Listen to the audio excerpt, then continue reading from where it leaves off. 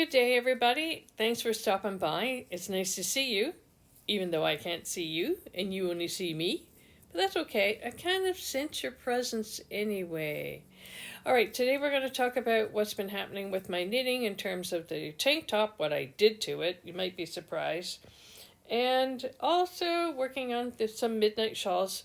I like to be able to really master one design well, one pattern well, and then you can make your own variations, which is kind of fun and keeps it creative and interesting.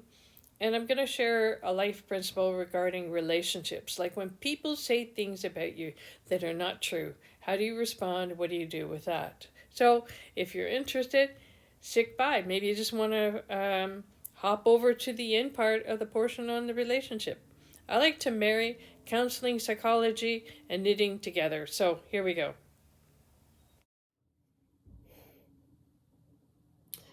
The problem with creating your own design, let's say you're taking basic steps in knitting, and even it's possible that somebody else has inspired your design or your idea.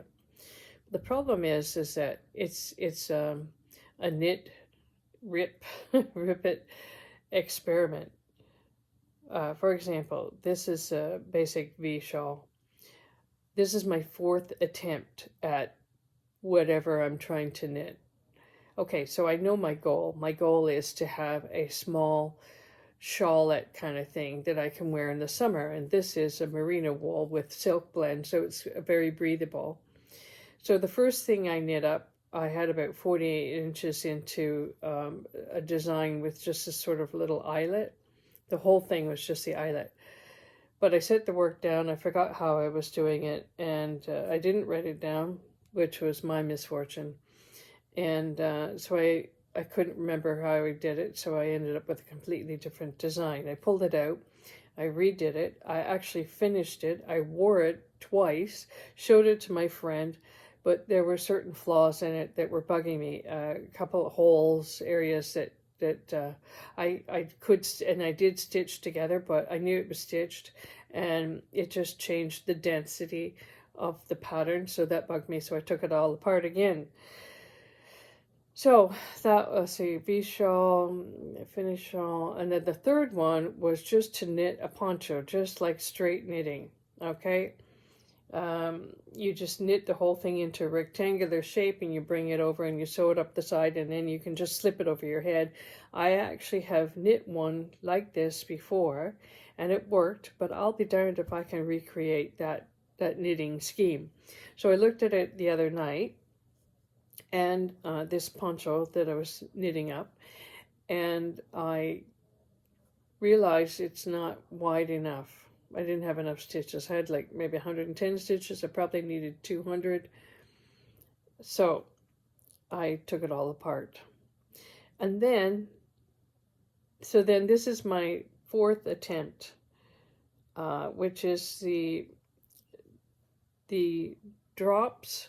Midnight Hour is kind of my inspiration for the shawl by creating an eyelet effect along the edge and then this little eyelet up through the center. But I still like this sort of holy, airy knitting, which is basically a yarn forward, knit two together, yarn forward, knit two together, and just keep going across like that. So, and anyway, so this is my next attempt, and I think this one's going to stick. The other problem I ran into, which I'll illustrate in a minute, is when you rip apart a project, the wool is very wrinkly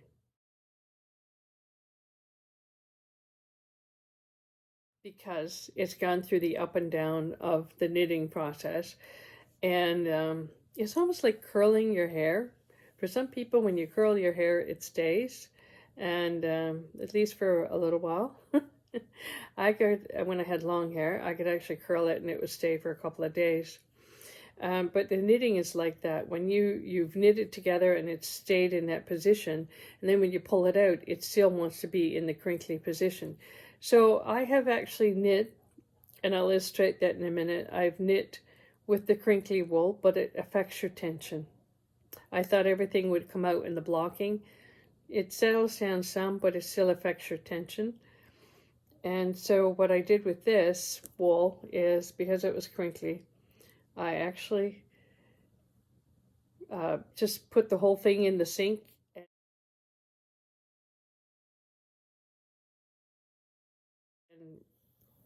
gradually wound it up. It tangles like crazy when you're trying to do that. And right now it's actually still damp, but I'm knitting away with it. It's amazing how quickly it will dry. I did set it on a cloth overnight to kind of take in some of the excess moisture, let it drip out, but it would need a lot more drying. And I don't want to set it over a heat vent or anything like that to dry it. And my girlfriend had another suggestion in that you wind the wool like into a skein. And I've done that with one ball of this wool, and it's in the drying process right now. So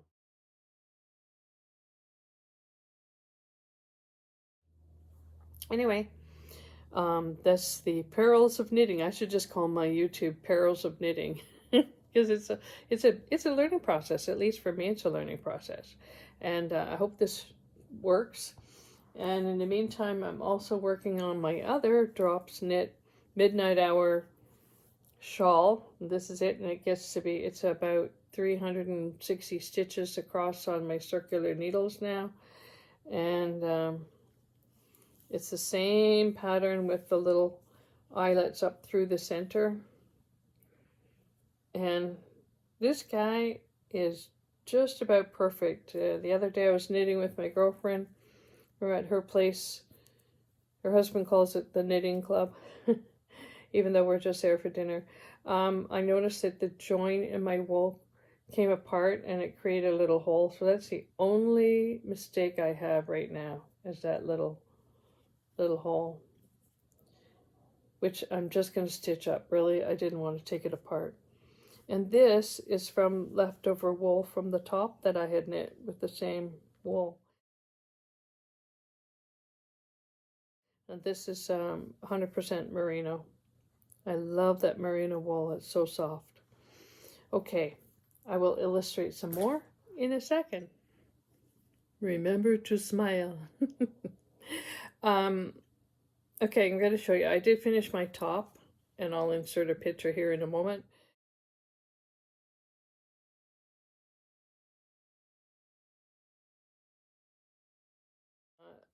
I had started this 3 times. Maybe 3 times is a charm for me, 3 or 4 times.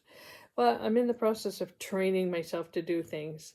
And this is my my tank top, which I finished. And I'm actually going to revise it. But what I was saying is sorry about that, I covered my face. Peekaboo. I had knit it and pulled it out, and then you end up with the wrinkly wool, like this stuff. And I just reknit it and figured, like, when I block it, everything will be fine. And for the most part, it does come out. But if you look at this carefully, see if I can get this straightened away. This tension is, the wrinkles affect your tension. So you see little spots and stuff. And then I went on to a new ball of wool and see how much smoother it is, because this was never knit up and pulled out. So you can almost see the line from where the wrinkled stuff is on the smooth stuff is. Now, it's not that bad, and I always say to myself, a hand knit sweater is not supposed to be like machine knit. You know, you're not looking for that kind of perfection.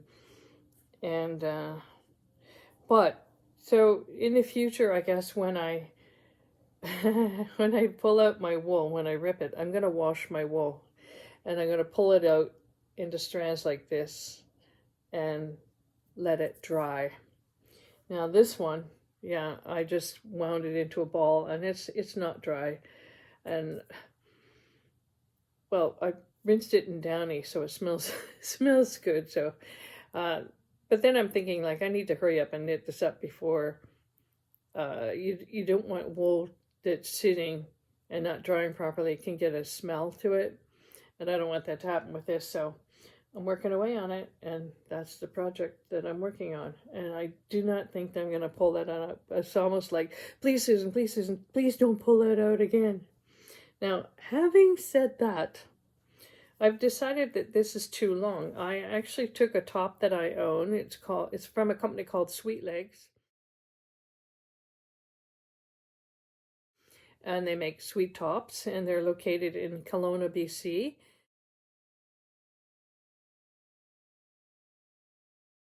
And I measured that top and said, okay, well, that's my dimensions for this tank top that I'm making. And I created the curved edge on it, which is a learning curve for me as well. And where's the other end? Anyway, I just feel like it's going to be way too long. So I'm going to take it back probably about that much. So I'm going to rip it back, and I will wet the wool and make it smooth because I don't want a wrinkly city here. It's not bad, but you know, and I have to be careful with myself because I think my natural tendency is to strive towards perfection. I want it to be perfect, and I know that's not always possible.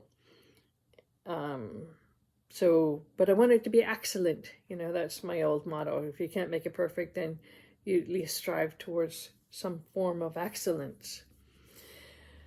But anyway, that's what I'm going to do with this top, and I'll keep you posted on that. Now, to finish off the edges, I actually just crocheted. I mean, I blocked it, so that helps the edges stay down nice and flat and take out a nice shape. And I crocheted the edge. Do you see that okay? And it comes out to sort of a nice smooth edge. Now, my other top that I've been working on, that I love the colors and I've been struggling with, only because it is a linen cotton blend, and it's really different knitting with linen. And what am I trying to say? This top I feel is not long enough. And I crocheted the bottom edge and then took it off. I knit the bottom edge and then took that off. And then, this is my top. I need to pull back. I love the colors. It was knit in 3 panels. So panel 1, and so you're knitting upwards. And then you pick up your stitches and you knit this way on each side. And I think what happens with that is it begins to affect the linen, the drape of the linen. So I have this sort of wobbly edge. Watch here. See the difference? Even though I followed this pattern to the T and measured everything and put it on, tried it on, and blocked it. I even blocked some of it as I was going along. This is how I block. I have an IKEA clothes rack, and I put a screen on top, a window screen, and a towel on top of that. And then I block my unit. Also, as you notice, this top bleeds. The red dye comes out incredibly, like an incredible amount. Fortunately, the blue top is good. Especially after getting the first 3 panels of the front, I blocked it, and then I was knitting the back panels and measuring it up against it, trying to make sure it fit. This is the back side, and this is how the wool went. It just, you know, it's a variegated kind of, you know, we're going to change the color here kind of wool, and for some reason in the back panel I ended up with all this orange, which I said, okay, I don't like orange. And it was a surprise to me in the ball of wool, because when you pick up the ball of wool, most of it's this color. So here, surprise, you have orange. I don't like orange. Why you're getting it anyway? So that's in the back. And I actually crocheted the panels together instead of sewing them together.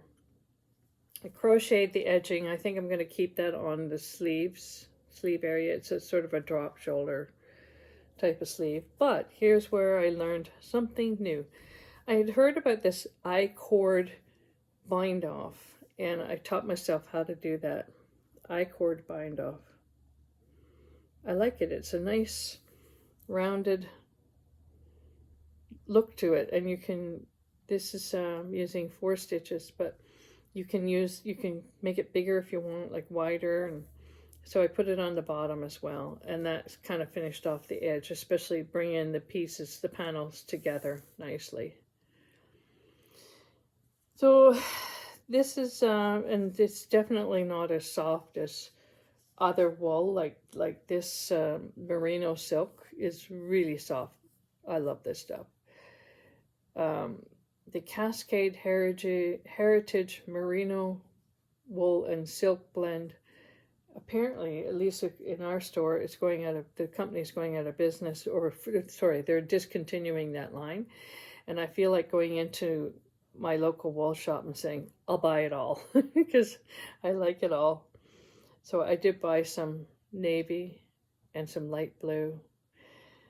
So anyway, okay, but this is the Queensland Brighton Beach linen cotton, which after you soak it in some downy, it softens up nice. But I'm calling this basically my 2-hour top, because I think if I wear it, maybe with some jeans or something, it'll only be for a couple hours. I don't know. So we'll find out. If you want an illustration on how to do the I-cord binding, let me know, because I can do that. I really enjoyed that. It's a little bit tedious, but I even thought about redoing all of this with an I-cord binding, except that crocheted edge is actually very decent. It's very neat. And I did the same thing in around the neck. Just picking up the stitches. It just leaves a nice sort of fine edge. It's not too stretchy, but you don't want it. You want a little bit of stretch, but not too much, because you don't want your neck being stretched out. At least I don't. Stretch out the neck. Anyway, okay, I get back to seriousness in a moment.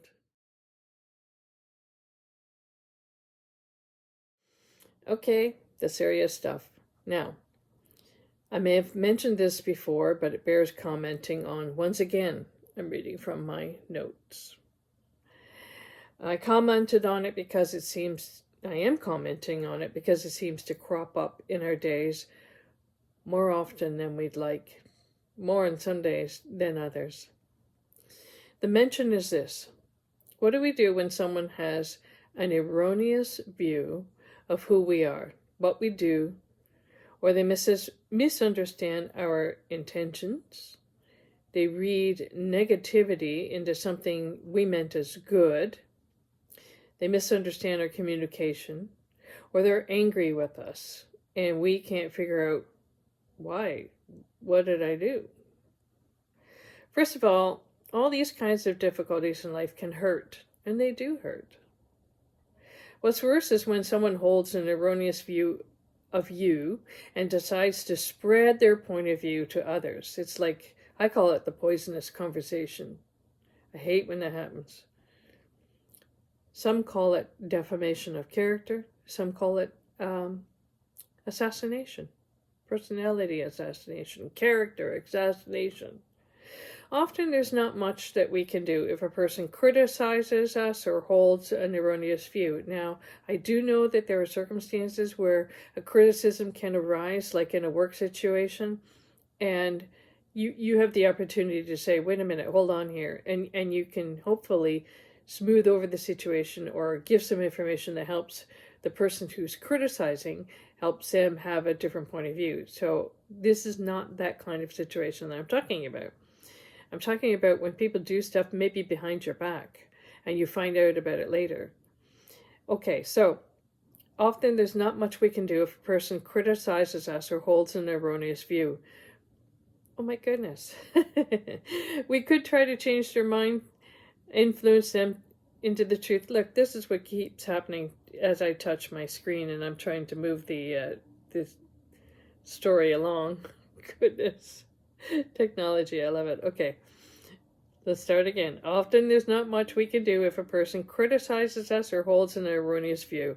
We could try to change their mind, influence them into the truth of who we are, but often they're set in their own point of view, and any words of persuasion we may offer fail to put a dent in their beliefs. That's the unfortunate thing in life. This means the only thing we can do is manage our own feelings. That we actually do have some control over. We can train ourselves to think about them less, and that's hard especially when a fresh hurt has come along, and you will think about it for a few days because that's just the way our brain processes information, but it gradually loses its grip on you as you go along. So we can train ourselves to think about them less, to think less of the hurting comment, and remind ourselves of who we are, remember our strengths, remind self of the good of our own character, who we are and what we've done. We can remind ourselves that we don't really need to interfere with that person's erroneous comments or point of view.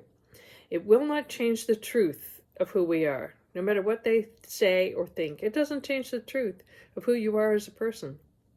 Wise persons will see that and will dismiss the erroneous comments, who, it may seem, is out to get us.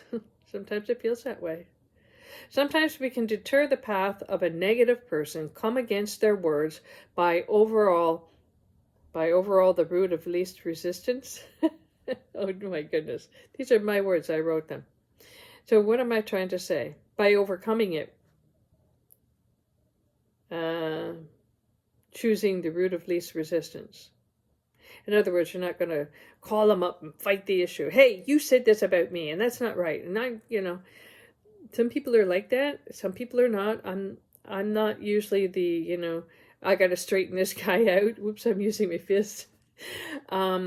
I tend to think about stuff long after it's occurred, and that's when I think about something to do. Other people are quick on the draw and they know what to do. My husband's like that. But then again, he's quick on the draw, and some people's quick on the draw is not necessarily the right thing to do. They might have some valid points, but sometimes their delivery is pretty harsh, so we kind of overlook their points because of the delivery, the way it's coming across. Let's see if I can do this again. Sometimes we can deter the path of a negative person. We can come against their words by choosing a path of least resistance, just letting them be negative and obstinate. Sometimes that's the only thing we need to do. When you hear the disparaging words of someone, not speaking about you, but speaking about someone that you know, for example, I have a friend, and I recently heard negative comments about my friend. I'm like, what? When you hear that, what are your first thoughts about the person who's giving off the negative things? Do we tend to believe a negative person with their angst attitude? I doubt it, because we're looking at the source of the information. I think for the most part, we realize that negative persons are stewing in their own negativity, and we don't really need to do anything. We just let them be. The truth of who you are will stand, and that's an important point to remember. Remember, what they say doesn't change the truth of who you are as a person. So you trust in that, and you stand tall and strong in that. And then there's another twist and turn to all of this. What if someone you care about holds an erroneous view about someone that you care about? I just spoke about that. Does that make sense? For example, one friend says a number of erroneous statements about another friend. First off, don't feel as if you have to tell your friend. Secondly, you may be able to gradually, over time, influence the thinking of the erroneous person, but don't count on it. Look for opportunity to influence others, and the key word here is opportunity. Maybe another key word is influence. Another one would be persuasion, because that happens. Most people don't like to be told what to think or believe, but it is possible to persuade them gently over time. Or they may just arrive at a change in their beliefs on their own, and sometimes that's the best we can hope for. I have some friends who feel that it's important to muscle in and get someone to change their mind through argument. Hey, we're not on the debating team at school here. Most people don't want to be told what to do or how to think. That's human nature. It's what we're like. Most people are usually persuaded over time. In the meantime, you can focus on developing a good relationship if you feel inclined. Or, as some may say, let go of the negative relationships. Some people choose to do that. I can't advise on the latter point. I can't tell you, yeah, you should let that go. Although in a previous YouTube video, I did say that if they want to walk away, you let them go, because it's true. They've made a choice. Every personality is different, and I feel that someone needs to be a good voice of reason, a good influence. How else do people change? Think about any time your own thinking changed. Think about that for a minute. What was the attitude of the person who perhaps was sharing some information with you that changed your point of view? Why did you adopt their point of view? You know, when sometimes somebody says something and you think, no, inwardly maybe you're responding with a resistance, like, no, this is not right, this is not true. And then you go away and you think, you know, I was thinking about what they were saying, and, you know, maybe there's some truth to that. And then gradually you change it, but it's your choice. It feels like it's all you. You made that choice. You weren't forced into it. And that's what happens in relationships. Usually it's the soft, reasonable, logical, and gentle interaction of another that helped change your own points of view. Criticism and being judgmental and perhaps argumentative are not usually good ways to persuade another, but people indulge in those things. So that's today's message. You know, when I do counseling, or when I was counseling full-time, the three most common things that I dealt with, that people presented to me, was anxiety, depression, and relationship. And I would say relationship was a big area. And let's face it, we're involved in a relationship every day, unless we're a total recluse. Sometimes I feel like being a total recluse, because I'm like, I'm 68. I don't really want to have to deal with this anymore. And having said that, at 68, I've learned to have shorter accounts. Somebody offends me, I learn to, or train myself to forgive them sooner, whether they know it or not. To interact with that ruminating that goes on. They offended you and you keep thinking about it. You learn to interject that by saying to yourself that this is going to dissipate in a few days. It's going to be a nothing. Who are they? Are they a voice of reason in my life? You know, do I trust the source? There's all kinds of different little things that you can use to help interact and change your own thinking regarding that person who's offended you. So, you know what? I'm going to leave it here. You know why? Because I just want to get this YouTube thing done so I can knit and get some of my projects done. You know what? The wool never talks back. Does it talk back? It gives you trouble sometimes, but it doesn't talk back. And it's a place of calm and enjoyment, and it's a creative action. So if nothing else in life, when you're upset, indulge in something creative, because it is going to make a difference. All right? See you later. Bye.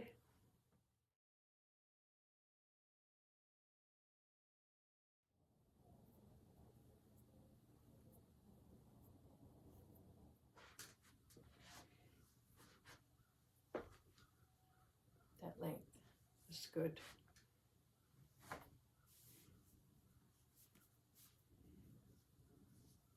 That's good. Right.